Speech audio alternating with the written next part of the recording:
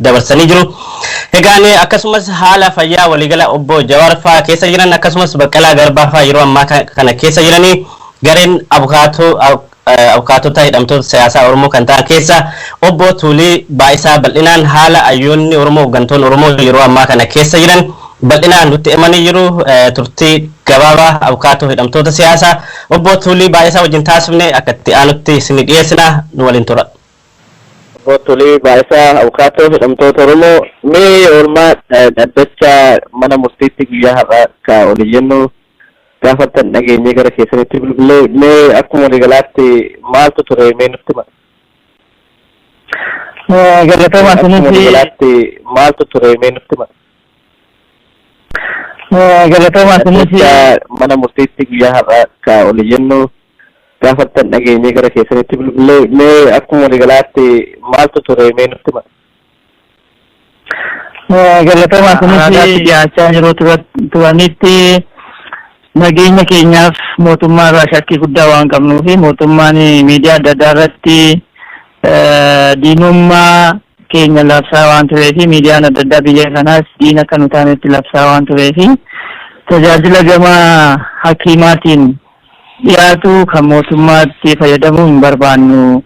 Nyaataaf dhugaatiillee gama mootummaatiin kan nu dhiyaatu shakkii guddaa waan irraa qabnuu fi gama sanaan tajaajilamuu hin barbaannu kan maatii irraa nu dhiyaatuu fi hakiimaaf yookaan gama tajaajila fayyaatiin ammoo kan dhuunfaa keenyaatti fayyadamuu barbaannaa jedhanii mana murtee kana gaafatanii manni murtee kunis gara duraarraa didaa ture gara boodaarraa heerri mootummaa kan federaalaas kan naannoof kan ayyamu waan ta'eef hakiima dhuunfaa keessaniin akka yaalamtanii jedhee ajaja kennee jira. Nyaatas maatiirraa kan dhiyaatuuf qofa akka fayyadamuu danda'an haala addaatiin ayyameefii jira. Bu'uuruma kanaan isaanis gama hakiima mataa isaaniitiin tajaajilamaa turanii dhumarratti mana murtii ga'ee dhuma dhaddachi nu deemne dhaddacha 27/5/2013 irratti iyyannoo haala adda ta'een obbo Jawaar Mohammed, obbo Baqqalaa Garbaa fi obbo Hamzaa Booranaa iyyannaa galfatanii turan mana murtii olaanaa kanatti maal kan jedhudha. Nuti nageenya keenyaaf garmalee sodaannee mootummaa irraa shakkii guddaadha qabna. Amma immoo lagannaa nyaataa irra jirra. Kanaafiyyuu of wallaallee yoo kan kufnu ta'ellee bifuma kamiiniyyuu mana hakiimni mootummaatii fi mana hakiima mootummaatti yaalamuu hin barbaannu. Kanaafuu kan dhuunfaa keenya qofaan akka yaalamnu manni murtii akka nu beeku jedhanii mana murtiitti galfatanii turanii manni murtii olaanaa kun kana duras ka dhuunfaa isaaniitiin akka yaalaman ajaja dabarsee ture. Gaafa 27/5/2013 irra deebisee kanuma mirkaneessee kan dhuunfaa isaaniitiin qofa akka yaalaman ajaja dabarsee jira. Bu'uuruma kanaanii hakiimtonni dhuunfaa isaanii deemanii achi jechuun bakka mana hidhaa Qaallittii sanatti yaala xixiqqaa achumatti cheekaappii adda addaa taasisaa turanii gaafa 5/6/2013 jimaata darbe jechuudha. Namoota kana keessaa obbo Baqqalaa Garbaa baay'ee laaffatanii sadarkaa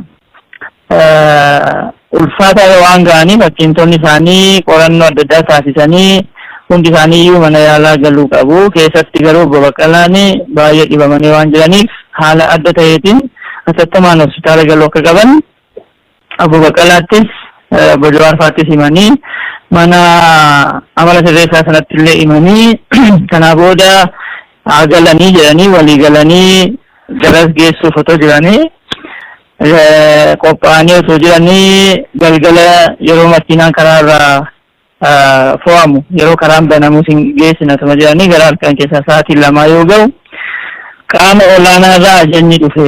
Kanaafiyyuu deemuu hin dandeessanii hospitaala deemuu hin dandeessan jedhanii dhoorkanii akkasitti mana hakiima yookaan yaalan deemin hafan jechuudha. Sababa duraanuu baay'ee laafatanii turanii kanaaf jimaata irraa qabanii hakiimtonni dhuunfaa isaaniillee ilaalanii haala kana keessatti tajaajila gahaa fi guutuu ta'e kennuu hin dandeenyu. Kanaaf itti gaafatamummaa ogummaa nurra jiruutiin ammoo hakiima qabda jedhamanii otoo jiranii dhugaatti immoo tajaajila kana kennaa hin jirru. Kanaafuu maqumaa fassiirra malee tajaajila guutuu kennaa hin jirru. Itti gaafatamummaa kana booda dhufuuf nuti itti gaafatamummaa fudhannu jedhanii hakiimtonni gaafa jimaataa irraa qabanii nuti hojii kana ammalraa qabnee addaan dhaabnee jirra yookaan addaan kutnee jira jedhanii biraa deemanii. Kanaaf jimaataa irraa qabanii hanga ammaatti hakiima tokko hin dhiyaatiin waan akka tajaajila tokko otoo hin argatiin akkasumatti jiru jechuudha. Kaleessa isaarras deemnee ilaallee jirra. Haalli isaan keessa jiran baay'ee sodaachisaadha.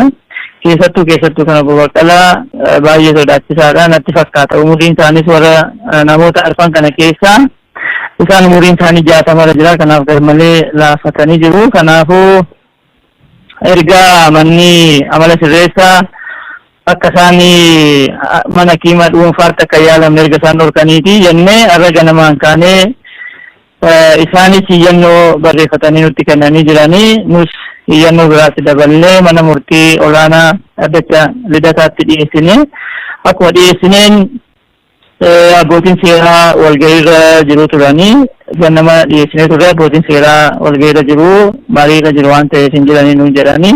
Haa ta'u malee dhimmichi ariifachiisaadha jennee mana murtii hubachiifne. Hooggantoonni naannoo sana jiranis abbootii seeraa leenjiirra addaan kutanii leenjiirra dhufanii waaree booda iyyannaa keenya ilaalanii dabalataanis dooktarri dhimma kana hordofaa turan dhaddacha irratti dhiyaatanii wajjin ibsa gahaa abbootii seeraa kanaaf kennanii haala isaan keessa jiran mana murtii hubachiisanii mana hakiima dhuunfaa isaanii yookaan kan isaan filatanitti ilaalamuu akka qabanillee dhaddacha hubachiisanii unuus abukaatonni haala isaan keessa jiranii fi maaliif mana hakiima dhuunfaatti yookaan hakiima dhuunfaatiin ilaalamuu akka isaan barbaadanii seera wajjin wal qabsiisnee mana murtiitti ibsa kennine. Kana booda manni murtiis nu dhaggeeffate haala gaariidhaan hubatee akka waliigalaatti lubbuu namoota kanaa balaarra bu'uu hin qabu. Haaluma fedheeniyyuu lubbuu namaatti dursa. Namoonni kun fayyaan isaanii eegamuu qaba. Kana gochuudhaaf immoo dirqamni isaa kan abukaatotaatti fi kan mana amala sirreessaatii kan dooktarootaati kan abbootii seeraati. Namni hunduu dursa fayyaa isaaniitiif kennuu qaba. Fayyaan isaanii yoo jiraate waa hundi itti fufa waan ta'eef dursi fayyaa isaaniitiif kennamuu qaba. Kanaafiyyuu bakka isaan barbaadanitti hakiima isaan barbaadaniin yaalli haa taasifamu jedhanii ammallee yeroo sadaffaadhaaf ajaja nuu kennan jechuudha. Yeroo kana taasifamu garuu mana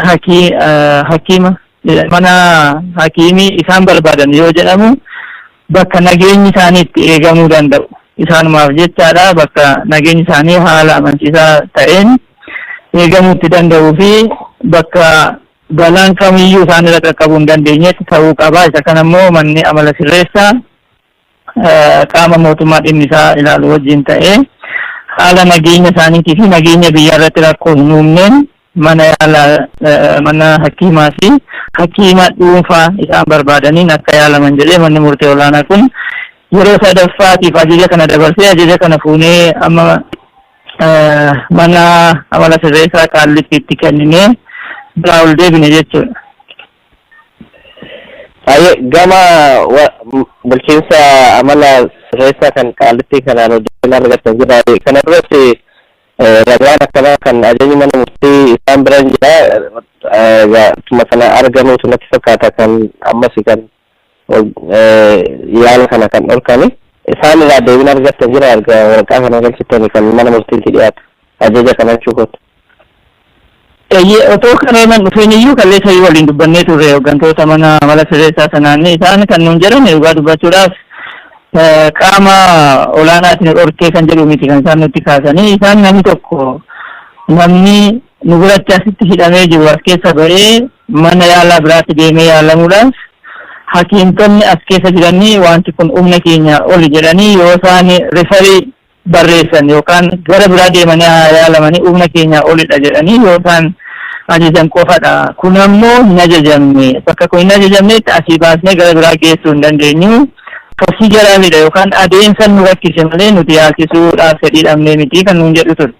Haa ta'u malee nuti maal ittiin jennee manni yaalaa as keessa jiru namoota kana yaalaa hin turre duraanii. Dhimma isaaniif ilaalaa hin turre. Manni hakiimii ammoo dhimma ilaalle dhimma ofiisaa hin beekne irratti rifarii kennuu hin danda'u. Wantoonni keenya Bojowaar fa'aa Bobbokkalee fa'aa jechuu kooti dhimma isaanii karaa hakiima dhuunfaa isaanii hordofachaa turanii.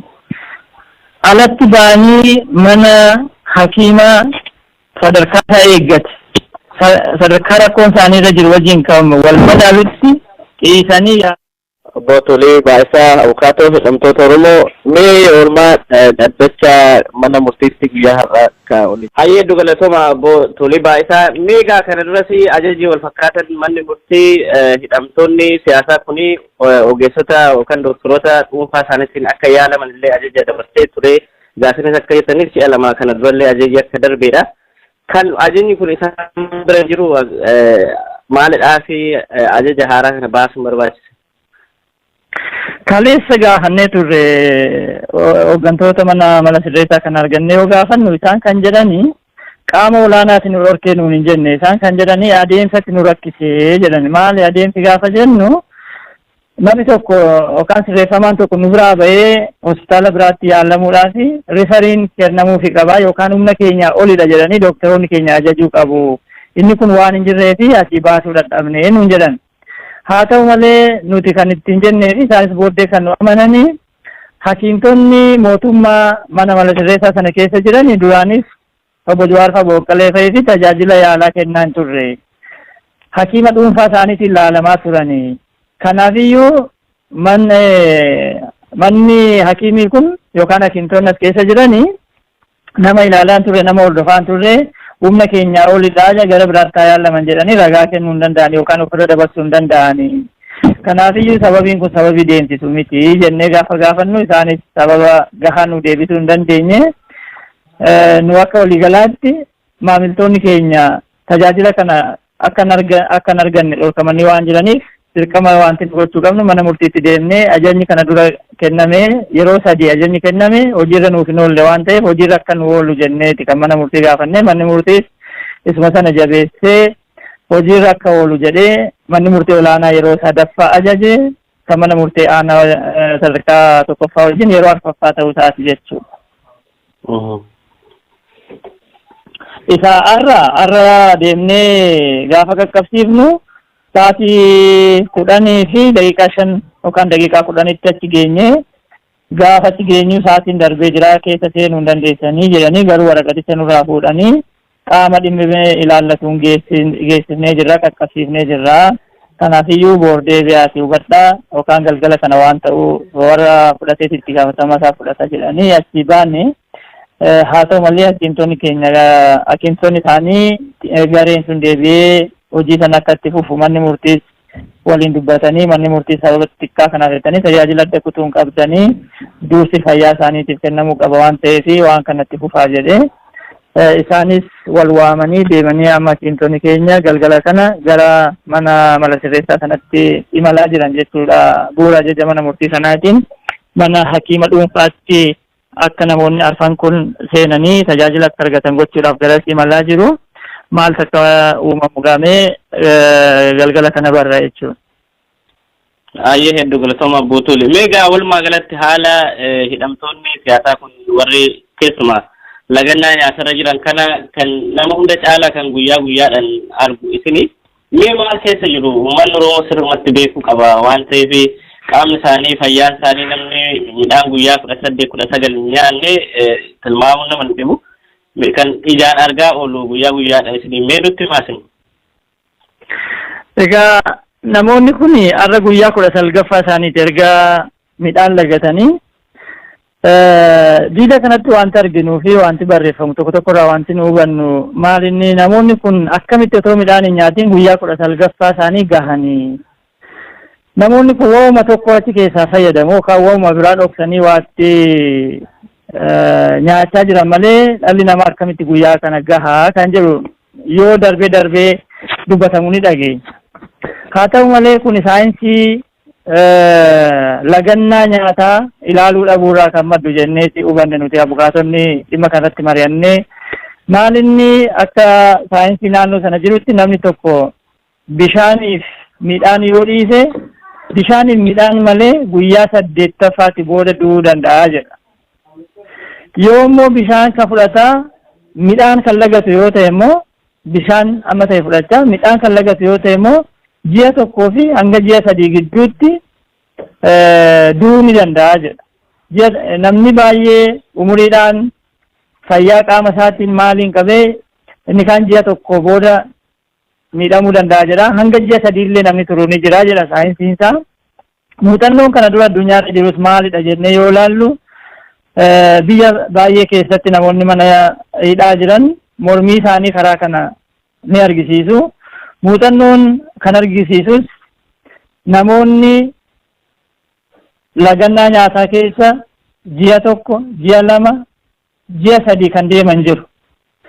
Kanaafiyyuu gara maamiltoota keenyaatti yoo deebi'u yeroo duraa maamiltoonni keenya kun gaafuma sooma kana jalqaban yookaan gaafuma lagannaa kana jalqaban waan isaan dura jiru waan laafaas waan gogaas mana sana keessaa baasan. Bishaanis midhaanis addaan kutan jechuudha. Gaafa isaan addaan kutanii gara guyyaa jaaffaa torbaffaa ragaa nakiifni isaanii deemanii dirqama bishaan fudhatan malee qaamni keessan murteessoo ta'an isin jalaa miidhamu. Kun immoo miidhaa dhaabbataa lubbuu keessan dabalatee fiduu danda'a waan ta'eef bishaan fudhachuun dirqamaa jedhanii gara gorsa waan kennaniif bishaan fudhatu gara guyyaa shanaffaa ja'affaa irraa qabanii bishaan ni fudhatu. Midhaan garuu wanta takka guyyaa tokko afaan isaaniitti buusanii hin beekan. Kan nuti guyyaa ni deemna. Maatiis ni agarra. Poolisoonni achi jirus ni ilaalu. Namoonni gurguddaan dhaqanii ilaalanii jiran. Namoonni kun midhaan otoo afaan isaaniitti hin buusin guyyaa 19ffaa isaaniitti argu. Haalli isaan keessa jiran akka namni diida taa'ee ilaalu miti baay'ee sodaachisaan. Sadarkaa socho'uu dhabuurra ga'anii jiran keessumaatti obbo Baqqalaan umuriin isaanii waggaa 60 jedheetan jira. Warra kaanirra garmalee laafatanii jiran. Kana guyyaadhaan itti deebinee waan laalluuf namni hin argin haala isaan keessa jiran kana hubatuu hin danda'u. Kanaafiyyuu dubbiin keessa jiramu dubbii baay'ee ulfaata, baay'ee akka malee jarjarsiisa kan yeroo namaan kenninedha. Kanaaf namoonni abbootiin amantii, abbootiin gadaa, namoonni dhageettii qaban, namoonni bebbeekamoo ta'an, mootummaa keessa isaa jiraatan, dhuunfaa keessa isaa jiraatan, daldala keessas bakka fedhanaa jiraatan, biyya keessas biyya alaa isaa jiraatan. Dubbiin kun furmaata akka argatuuf gahee mataa isaanii taphachiisirra jira. Har'a namni dubbii kana furuudhaaf hin sochoone boor gaafa rakkoon gale hidhii tuutuun uumaa furmaatan fida. Namoota kanarra balaan tokko ga'ee jennaan, miidhaan tokko ga'ee jennaan ittaanee wanti dhufu nama hundumtuu ni beekanii tilmaama. Kana dura yeroo ajjeechaa Haacaaluu Hundeessaa wanta akka ta'e ni beekama. Sun akka dhufu hin barbaannu nuti. Wanta akkasii akka uumamu hin barbaannu. Kanaaf kana hambisuun ammoo kan danda'amu har'adha. Boor miti, iftaa miti. Kanaafuu namni dubbii kana waa'een nageenya biyya kanaa, waa'een fayyaa jaroota kana na ilaallata, na galchaa jedhu bakka fedhe yoo jiraatu, hojii fedhe yoo hojjetu, dhimma kanarratti xiyyeeffannoo kennanii socho'uun furmaata barbaaduun har'a qofaadha.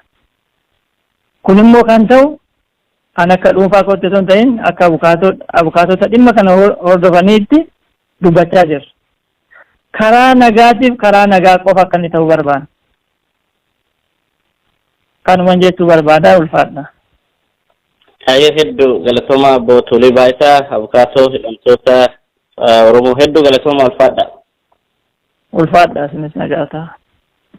Hayya nagaa kabajamtoota daawwattoota keenya kan daawwachaa fi turtii abukaatoo Tulii Baayisaa wajjin kan taasifnee turredha. Egaan akkuma beekamu abukaatoo Tulii Baayisaan Obbo Baqqalaa Garbaa gaafa guyyaa 16 irraa kaasanii haga guyyaa har'aatti hedduu laafatanii akka jiran akkasumas ogeessa gama fayyaatiin wal'aansa fayyaa akka hin arganne argachuu qofa miti ittifamaniiti kan jirani. Egaan qaama olaanarraa dhufanii akka ittisanidha kan abukaatota illee himuu baatanii kan hidhamtoota siyaasatti kan himame qaamni olaanaan hospitaala dhuunfaatti akkasumas doktoroota dhuunfatiin akka yaalamne akka ittisanidha. Egaa kanarratti abukaatonni guyyaa har'aa oliyyannoo gara mana murtiitti dhiyeessuudhaan manni murtii immoo egaan dhimma kana dhimmi kun dhimma cimaa waan ta'eef hatattamaan walitti qabamanii akka ajaja dabarsanidha. Egaan ajaja dabarsaniin kana booda akkuma kana dura yeroo adda addaatti manni murtii ajaja dabarsee ture. Kana boodallee hidhamtoonni kun ogeessota yookaan doktoroota dhuunfaa isaaniitiin ilaalamuu akka danda'an akkasumas hospitaala dhuunfaa bakka isaan barbaadan sanatti yaalamuu akka danda'anidha. Gareen gurmuu abukaatotaa keessaa obbo Tuulii Baa'isaa keessumaa haala hayyoonni Oromoo yeroo ammaa kana keessa jiran hedduu dhukkubsatanii keessumaa immoo obbo Baqqalaa Garbaan hedduu dhukkubsatee akka jiru mana keessaa gadi ba'uu akka hin dandeenye bakka isaan ciisanii jiranitti yeroo ammaa kana maatiin ol seenee akka dubbisaa jiru. Abukaatonni illee bakkuma isaan ciisanii yookaan kutaa isaan hidhamanii jiran keessatti ol seenanii dubbisaa kan jiran baay'ee dubbachuu kan hin dandeenye. Akkuma kana ruumii yookaan kutaa itti hidhaman keessaa gadi ba'uu akka hin dandeenyedha abukaatoo Tuulii Baa'isaan kan nutti himani. Egaan gama biraatiin abukaatoo Tuulii Baa'isaa kan jedhan hayyoonni kun hooggantoonni kun yeroo lubbuudhaan jiran kanatti uummanni Oromoo qaqqabuu fi qaba. Abbootiin gadaa, abbootiin amantii, jaarsonni biyyaa, namoonni bebbeekamoo ta'an, namoonni qaamni dhimma ilaalatu hayyoota kana hooggantoota kana qaqqabuu qaba. Akkuma kaleessa yeroo Hacaaluu Hundeessaa